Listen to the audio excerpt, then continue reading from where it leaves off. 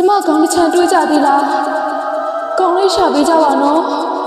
ကျမဒီလိုကြီးမနေချင်လို့ပါတောင်းပန်ပါရဲ့ဒီညမှာတော့ဦးမင်းဝေရဲ့ကွတ်တီကိုဆိုင်ထဲမှာနောက်ဆုံးဈေးဝယ်အနေနဲ့တော်စင်ဆိုတဲ့ကောင်လေးကြောက်လာဝယ်စားနေပါတယ်ညတော်နဲ့နေပေမဲ့ဆိုင်သိန်းချိန်အမီသူ့အခန်းကပေါ်တာအတွက်လည်းပါဆယ်ထုတ်ရင်ပေါ့ခဏထိုင်ပြီးတော့ဦးမင်းဝေကကွတ်တီကိုလာချပေးခဲ့တယ်ကြည့်ရတာကအမြင်နဲ့စားကျင်စရာလေးပါပဲပြီးတော့တော်စင်ဖုံးဝင်လာလို့ကန်လိုက်တယ်အေးတားကြီးဝယ်ခဲ့မယ်မပူနဲ့အခုတော့မှားထားရနေပြီငါဘိုက်စာလို့အရင်စားနေရတော်စင်ဖုံးချတော့ဦးမင်းဝေက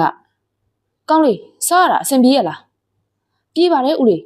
ရတာလည်းကောင်းဈေးလေးချိုတော့ကျွန်တော်တို့ကတော့လက်ဆွဲပဲဗျာအေးမှားချင်တာရှိရင်မြန်ပြောနော်ခဏနေဆိုင်ပိတ်တော့မှာ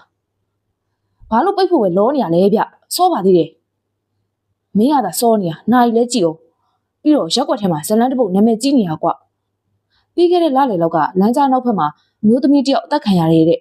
၆ခံရတဲ့သူလည်းရှိရဲတဲ့အေးစိုးတာကအဲ့တည်းမှာခေါင်းကပြက်တာလည်းမဟုတ်တချမ်းပဲပါလာတယ်ကွအသက်ရှင်တော့ဘလို့တောင်လောက်ခံခဲ့ရလည်းမသိပါဘူး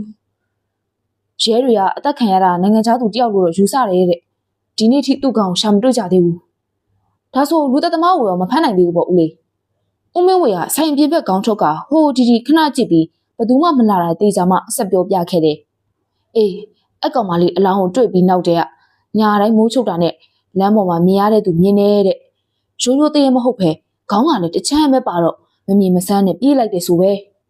ပြီးတော့ငါခေါင်းကိုတယောက်ယောက်မြင်လားဆိုပြီးလဲအကူကြီးတောင်းတယ်လို့နဲ့အော်နေရှာတာတဲ့အေးအဲ့ဒါအခုမင်းပြန်မယ်လမ်းမယ်တတိထောင်းကောင်လေးတကယ်ကြီးလားဗျအဲ့လောက်ကြီးကြတော့ကျွန်တော်တော့မယုံဘူးဗျအေးယုံလားမယုံလားမင်းပါဟုတ်ကဲ့ဒါဆိုကျွန်တော်ပြန်တော့မယ်ဗျ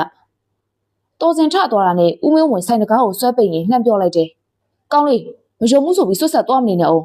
မျက်လုံးကရှေ့တနန်လောက်ရှောက်ကြည့်နော်ကြားလားပြောပြီးတကားကိုပိတ်ချသွားပါတယ်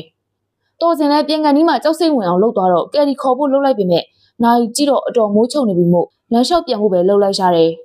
ဒီလိုနဲ့ခုနကဦးမင်းဝေပြောတဲ့လမ်းကိုပဲမဖြစ်မနေဖြတ်ပြန်ရမှာမို့လေးလေးကန်ကန်နဲ့လမ်းလျှောက်လိုက်ရတယ်စိတ်ထဲမှာလည်းတွေးပြီးဦးမင်းဝေပြောသလိုတနန်လောက်ကိုကြည့်ရှောက်နေပါတယ်နည်းနည်းလျှောက်ပြီးတော့သူ့အရှိတနန်လောက်မှာပဲမျိုးသမီးတယောက်ကိုတွေ့လိုက်ရတယ်လူလာတရေလာမကွဲပြားသေးပေမဲ့တော်စင်ရင်ထဲထိပ်ပြီးလက်ကထုတ်တာတုံသွားတယ်။ဒါနဲ့ဘေးမှာရက်ထားတဲ့ကားနောက်ဝင်ပုံးလိုက်ပြီးအခြေအနေကိုစောင့်ကြည့်ခဲ့တယ်။သူ့ပုံးနေရင်ခေါင်းတစ်ချက်ထွက်ကြည့်လိုက်တော့တကယ်ပဲခေါင်းတစ်ချမ်းတရေမှဖြစ်နေပါတယ်။တရေမှပုံစံကတခြားတရေတွေထက်ပိုကြောက်ဖို့ကောင်းနေကြတာက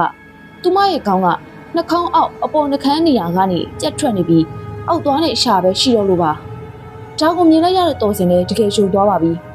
။ Shit တကယ်ဒီတရေမှရှိလားဟာတော်စင်ဘာလို့ရမှန်းမသိသေးရနဲ့ပြေးလို့ရအောင်ဝယ်လာတဲ့အထုပ်ပေါ်တောင်ပြီးချထားလိုက်ပါတယ်တစ်ဖက်ကတရေမှစီကလည်းအတန်ဆထွက်လာပါပြီကျမကောင်းချမ်းတွေးကြသေးလားကောင်းလေးရှာပေးကြပါနော်ကျမဒီလိုကြီးမနေကြတော့ပါတောင်းပန်ပါရဲ့တရေမရဲ့အတန်ကိုတော်စင်အတိုင်းသားကြားနေရပေမဲ့မပြေးရပါဘူးနှလုံးပါတဲ့အပိုင်းမရှိပေမဲ့တရေကတရေပဲမို့လိုက်လာမှကြောက်တာကြောင့်ပါကားနောက်မှာပုံနေခြင်းပဲထိုင်ရမလားထရမလားနဲ့တယောက်တည်းတိုင်ပတ်နေပါတယ်ထိုစဉ်တရေမကတော့ရှေ့ကိုဖြည်းဖြည်းချင်းရှောက်လာပြီးဒီနားမှာလူတယောက်ရှိနေတာကိုအာရုံခံမိသွားပြီးတော်စင်ဘေးရောက်လာပါတယ်တော်စင်လည်းမော့ကြည့်လိုက်တော့မှအနီးကပ်ကြီးမြင်လိုက်ရတော့ပိုကြောက်သွားပါတယ်ကျမကလည်းချမ်းတွေးကြသေးလားရှာပေးကြပါနော်ကျမဒီဘောကချစ်ချင်လို့ပါ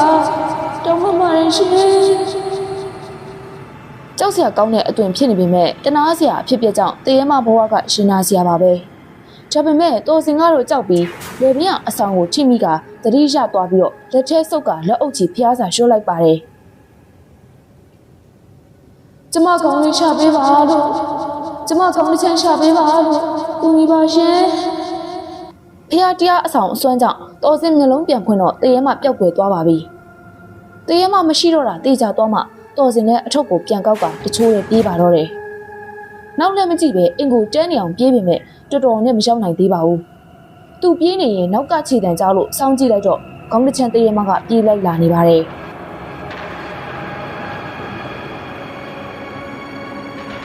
ငါကောင်းရှာပေးလို့ပြောနေရလေ။လူတွေကတောင်းပန်နေရမရဘူးပဲ ငါကောင်းတစ်ချမ်းရှာပေးအခုရှာပေးတော်စင်လည်းမရက်မနာပြေးနေပါတယ်တရေမလည်းစက်တိုက်လိုက်နေပြီမဲ့တော်စင်လည်းပင်ကဖျားဆွဲကြိုးအဆောင်ကြောင့်တဖြည်းဖြည်းကတ်လိုက်မရဖြစ်လာပါတယ်ဒီလိုနဲ့အနားထိကတ်မရတော့ပဲနောက်မှကြမ်းခဲ့တော့တော်စင်လက်ကြည့်ချိန်မှာပဲတရေမကရှက်နေပြီးပျောက်ကွယ်သွားပြန်လာတော့တယ်တော်စင်တယောက်အင်းရှိရောက်တဲ့ထိပြေးလာကြလို့အရန်မောပြီးအခန်းကိုတောင်ချက်ချင်းမဝင်နိုင်သေးပါဘူး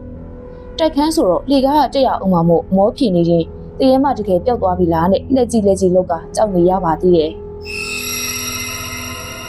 ဒီလိုနဲ့မိုးလင်းသွားတော့တော်စင်အိယာကထလာပြီးအပေါ့သွားဖို့အိမ်သာဝင်လိုက်တယ်